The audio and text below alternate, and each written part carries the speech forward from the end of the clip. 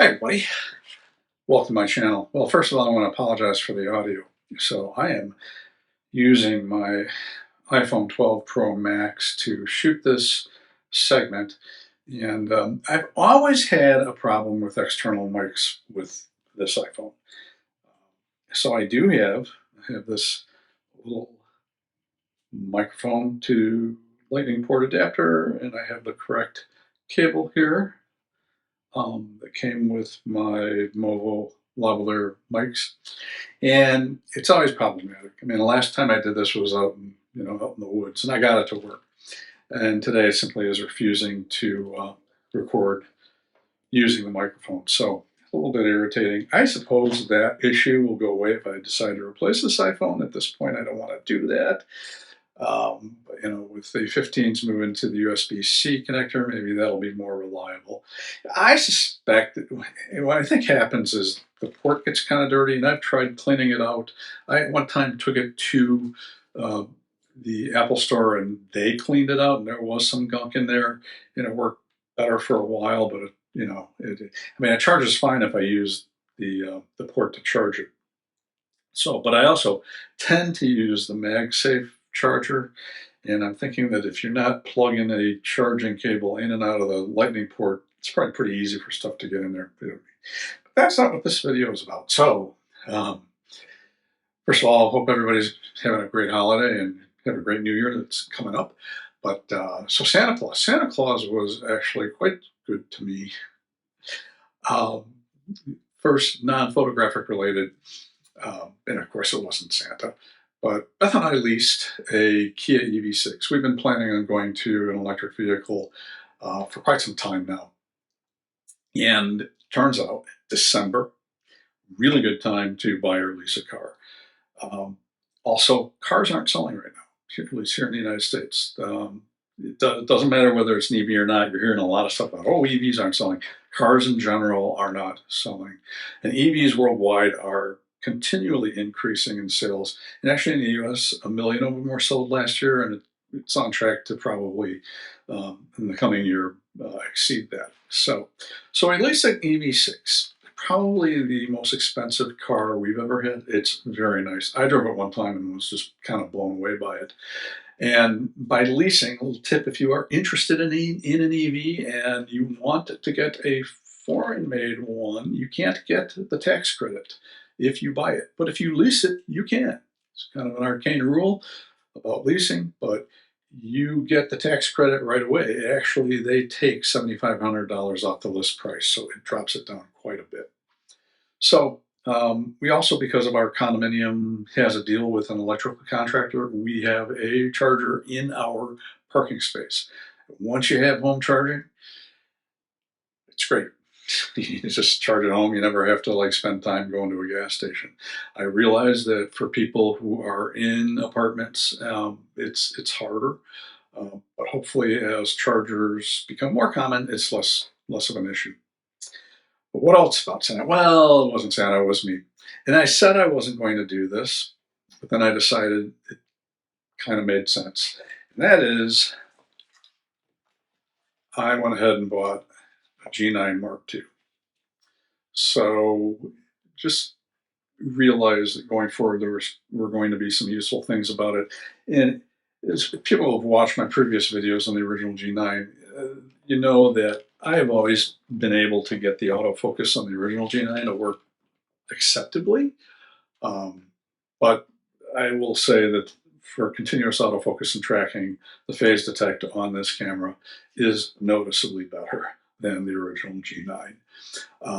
So what I thought I would do is, this is going to be kind of a brief intro, some observations as far as this camera, and I'm going to show some samples. What I've done is the sample images, so mostly photos, but also some video. But on the photos, I'm putting down the actual lens and the ISO shot, because one of the things that I noticed right away is the high ISO performance with this camera is noticeably better than the G9. And I never thought the G9, the original G9, was that bad, but it really is quite a step forward for a crop sensor camera. Other things, some people complain about this no top display. Here's my G9. So of course this G9 has the top display. This doesn't. On-off switch they moved to around the mode dial. Some people complained about that. However, because my secondary camera is a G9V5, hey, look at that. They're very similar, if not the same, on the top. Back side is a little different because on the G9V5 you have the play button over where your right thumb is, whereas it's on the left side of the camera on the G9 Mark II. One weird glitch, and I'm wondering if anybody else has run into this, because I cannot find a setting for this. This camera, when you shoot photos and then switch to shooting video, the capture time on the video is 5 hours later than it is for the photo. No idea. Gone through the settings, just seems to me like it's just some weird glitch. Easily fixed in Lightroom. You go to metadata and you can actually shift the time, the capture time for a group of images as many hours as you want. Well, up to like 12, I guess, or 24. Who knows? So handling-wise, these changes don't bother me. Viewfinder, you don't have the adjustable view on the viewfinder, but it seems to be just fine. I mean, I find this viewfinder to be perfectly fine, and the back screen is fine as well. Has so many video options. I mean, it's pretty funny for a camera that Panasonic says is aimed at photographers. You have more video options in this camera than you probably are ever going to use, especially if you're a photographer. And I think they're adding raw video capture. But of course, you'll need to use a solid state drive and connect it with a USB-C port and record to that. I am guessing for raw capture. So another nice thing about it, though, is for video, your video settings, you can actually set up a frequently used section in the menu and have all of your video settings that you frequently use. So it cuts down on this huge amount of video options. So I have that set up, and I think we're gonna just end this part of it here. Here are some images and some video. Any questions, put them in the comments, and then I'll be back with a follow-up, and we will do the follow-up recording with the G9 Mark II. And by the way, this is all 4K. So I wanted people to be able to kind of get a good look at things. So shooting this in 4K, I usually just do 1080p because really on YouTube, I don't know, I don't think it matters that much. But yeah, here are some slides and video clips.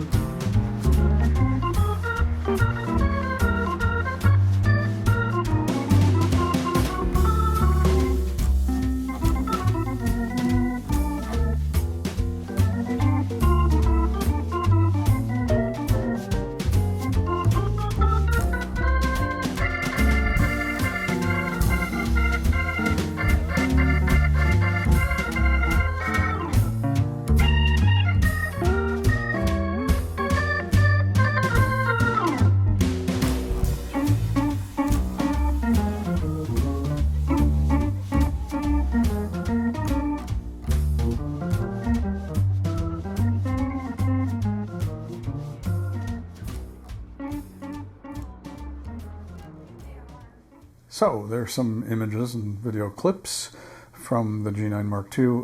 Something I should have mentioned is a lot of those were shot at Lincoln Park Zoo, just north of downtown Chicago on the lakefront. And some of the newer habitats, like what was the Lion House, what they're calling it now escapes me, but it has new habitats for lions. They used to have Siberian tigers there as well. They don't anymore. But instead of viewing the animals across a moat with nothing between you and the animals except the moat, now they have it so that there are these big viewing windows, and the habitat comes right up to the inside of those windows. So you have to shoot through glass. And also the glass, and you notice in one of those images of the two people outside that lion enclosure. And the reason I shot it, if you check that image out, both the male lion up on the rock and the guy and the couple are both looking at something off camera while the girls are doing something else. But if you look at that, you can see there's these little dots on those windows. And I am real sure that's to keep birds from trying to fly through there, because that happens a lot. So, but as you can see, and hopefully you can tell in the video, that the high ISO images look pretty good. I have not done anything more than hit the auto tone button in Lightroom just to do a quick exposure adjustment. I haven't done any more noise reduction than what the default for Lightroom is, and Lightroom does do some default noise reduction, at least luminance reduction. It doesn't do any color noise reduction.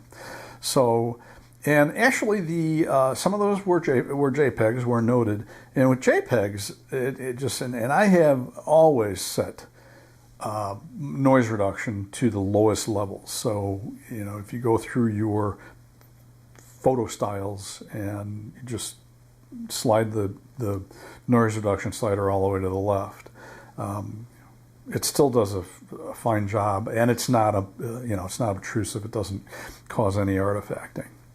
And you'll notice that in one of those it's an Inca turn, I put up an image that I did further work on it with Topaz Photo AI.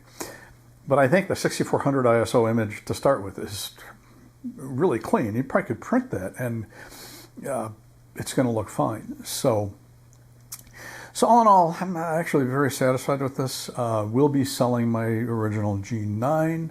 I haven't decided whether it's going to go on eBay or I'm going to, contact KEH.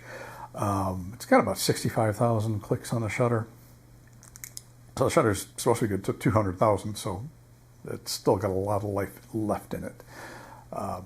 Again, any comments, questions, things you'd like to know more about, because I will do, as I go along, I will do videos in the future. But as far as I can tell right now, this was a very well thought out camera. It does take quite a bit of time to set up and learn all the menus. And on that note, I will put a link down in the description to Shane's tutorial. It's almost an hour long, 45 minutes, an hour long, at Geeky Nerdy Techie, Shane over in Australia. And he goes through the entire camera. So if you've got one of these and you want to know how to set it up, check out that video. I'll put a link down below. Thanks for watching. As always, pop that like button if this was interesting or helpful to you, and consider subscribing. I'm Todd Banner. I will see you next time.